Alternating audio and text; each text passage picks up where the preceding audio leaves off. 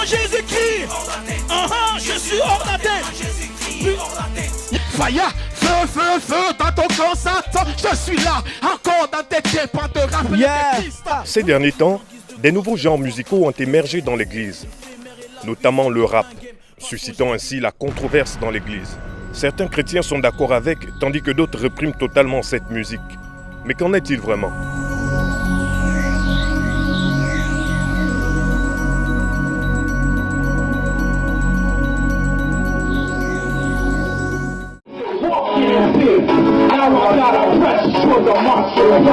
Beaucoup de louanges chrétiennes sont envahies de rythmes dont, pour certaines, les origines sont édifiées sur des idéologies rebelles au Créateur, sur une rythmique inspirée par les démons.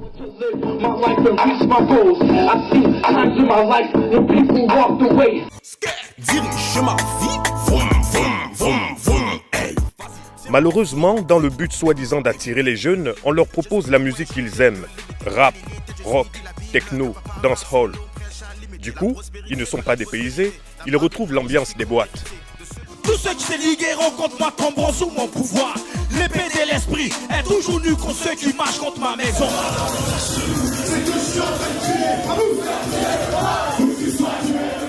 De plus en plus, des rappeurs dits chrétiens ont accepté des pratiques païennes pour essayer de se mettre à la page ou au goût du jour.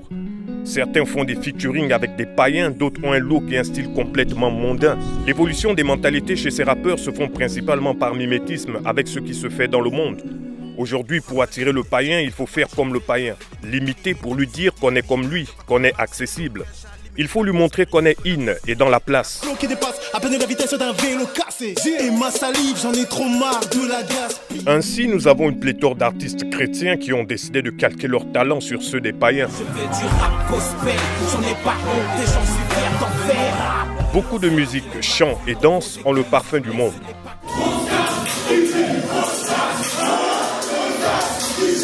Combien des chrétiens qui ont assisté à ces concerts de rap gospel finissent par rétrograder parce que les désirs de leur chair ont été réveillés.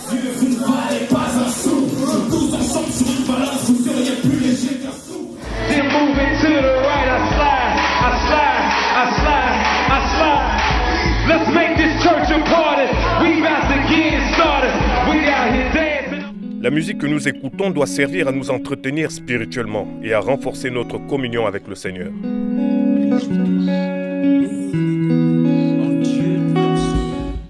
Entretenez-vous par des psaumes, par des hymnes et par des cantiques spirituels, chantant et célébrant de tout votre cœur les louanges du Seigneur. Éphésiens chapitre 5, verset 19. Il est dommage que certains musiciens chrétiens aient tendance à copier la musique qui ne trouve pas sa source en Elohim. Le résultat est que l'orgueil, la sensualité et en un mot, les passions de la chair se transmettent à travers des œuvres d'origine mondaine ou occulte. La musique dite gospel est parfois plus dangereuse et séductrice que les musiques mondaines. Triste à dire, mais une grande partie de ce que l'on entend aujourd'hui n'est souvent que de la musique du monde avec des paroles chrétiennes. Douter, faut pas douter, douter, faut pas douter, douter, faut pas douter. On y va, yeah, yeah. Tout le monde peut sauter comme ça.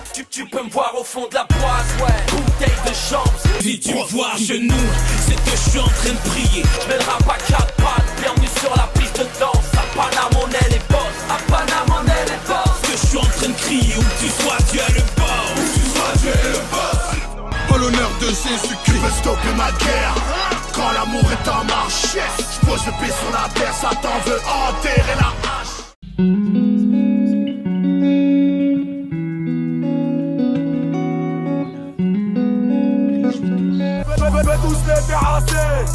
Je vais tous les terrasser. Grosse punchline, on lance roquette. Je les attaque au LRAC.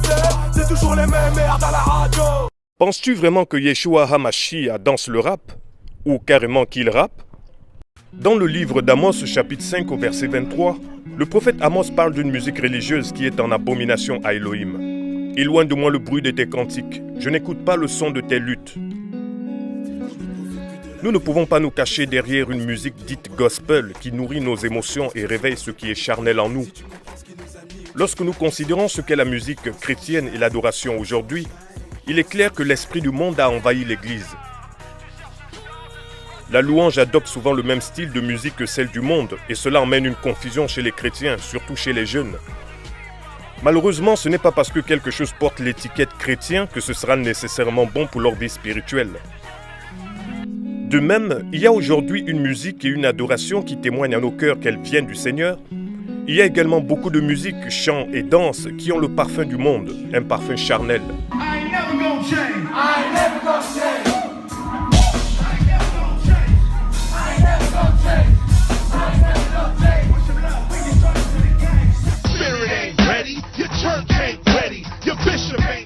Il est arrivé que nous soyons horrifiés de certaines musiques dites chrétiennes, au point où si nous n'étions parvenus à les identifier grâce à la mention du nom de Jésus, nous penserions que nous sommes sur une radio ou une chaîne mondaine en train d'écouter du hip-hop américain, du hip-hop français du style Kerry James ou encore du reggae jamaïcain.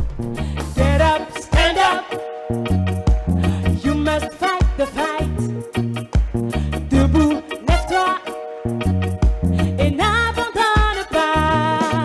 En tant que peuple spirituel, on doit être capable de faire la différence entre la musique selon le Seigneur, une louange qui vient du cœur et qui édifie, et la musique selon l'esprit du monde, qui réveille notre chair et nos émotions.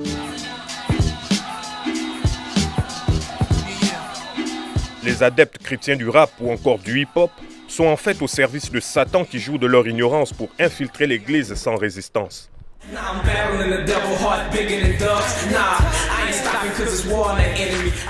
Dans l'église de Laodicée, la musique occupe une place prépondérante. Elle est généralement mélodieuse, prenante et dangereuse. Il y a beaucoup de rappeurs qui sont en train de venir. Chantent comme les rappeurs gangsters.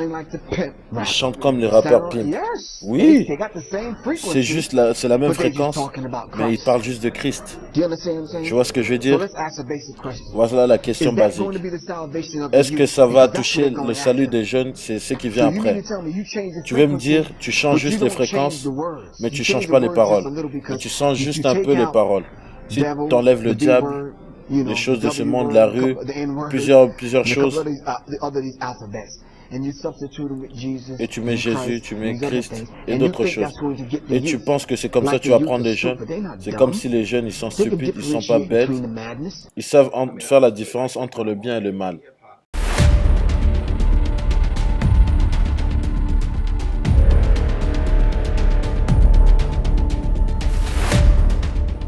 Voici quelques extraits d'interviews des rappeurs et anciens rappeurs mondains concernant le rap.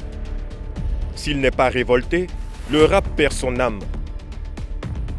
Pour moi, le rap s'apparente aussi à la colère. C'est une forme d'expression employée par certains jeunes pour parler de leur vie, de leurs difficultés et exprimer une contestation. On l'oublie, mais le rap est une musique de révolte. Aujourd'hui, on en arrive à devoir justifier que le rap soit une musique de révolte. C'est fou. C'est sa vocation première, mais elle est si peu représentée par les rappeurs actuels qu'on perd ça de vue. Le rap est issu de la rage du peuple noir des États-Unis et des discours de groupes révolutionnaires noirs, dont les Black Panthers, diffusant leurs messages sous forme de rimes et de rythmes percutants. Ces groupes révolutionnaires des années 60, armés pour la plupart, véhiculaient des messages de haine et de violence à cause de la généralisation de la grande souffrance du peuple noir aux États-Unis. En 1968, une vague de contestation déferle en Amérique et dans le monde. Les Black Panthers s'organisent dans les quartiers. Ils décident de s'associer aux gangs qui attirent les prolétaires et les opprimés. La police, ennemie commun des gangs et des révolutionnaires, subit alors des attaques redoutables. Lorsque le mouvement des Black Panthers s'effondre, il ne reste plus que les gangs pour tenir tête à l'État. Les jeunes en rupture avec le système rejoignent les gangs pour ne pas rester isolés. Mais la violence se déchaîne et la jeunesse aspire à autre chose. Lorsque les gangs posent les armes, ils se tournent vers la musique, notamment le rap.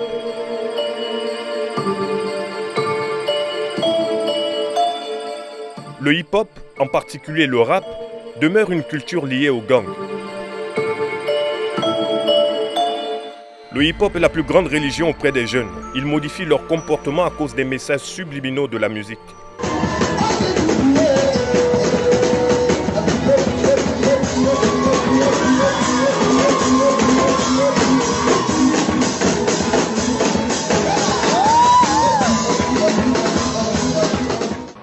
Je ne pense pas que le hip-hop peut être dans l'église. Le hip-hop est né dans la rue, c'est une culture qui est venue dans la rue. Tu ne peux pas me voir à l'église avec ma casquette devant les gens, faire les choses que je fais ici, dans l'église. Lecrae, le rappeur chrétien qui bouleverse l'Amérique, dit ceci: aimer la culture hip-hop et aimer Jésus.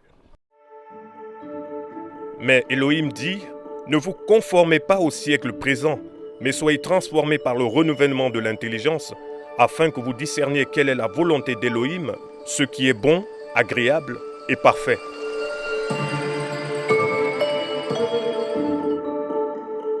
De plus, en 2017, ce rappeur chrétien a signé avec l'une des plus grandes maisons de disques mondaines, Rich Records, qui gère notamment Beyoncé et Pharrell Williams.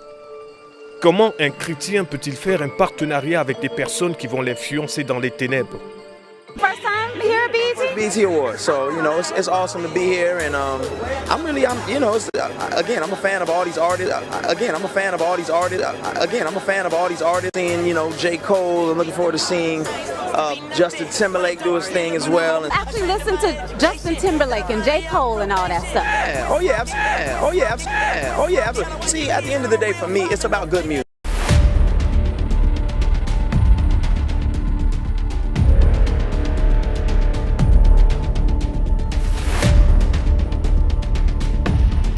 C'est dans les années 70 que Kevin Donovan, plus connu sous son nom d'artiste d'Africa Bambaataa, participa activement au développement de la culture et de la musique hip-hop. Le hic, c'est qu'il fonda le hip-hop sur la base des enseignements zoulous et ceux de l'Égypte antique.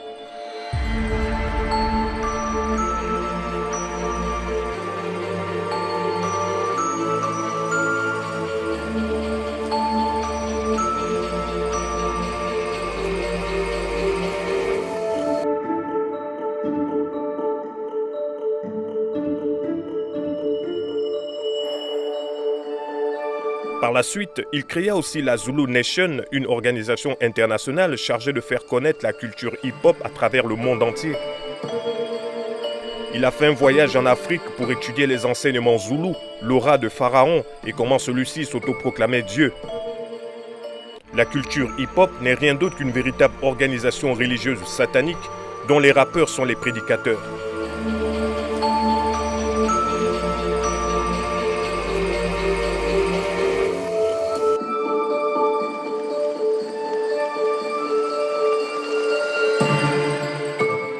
Le rap, ce mouvement culturel et musical, est l'un des 5 piliers de la culture satanique hip-hop.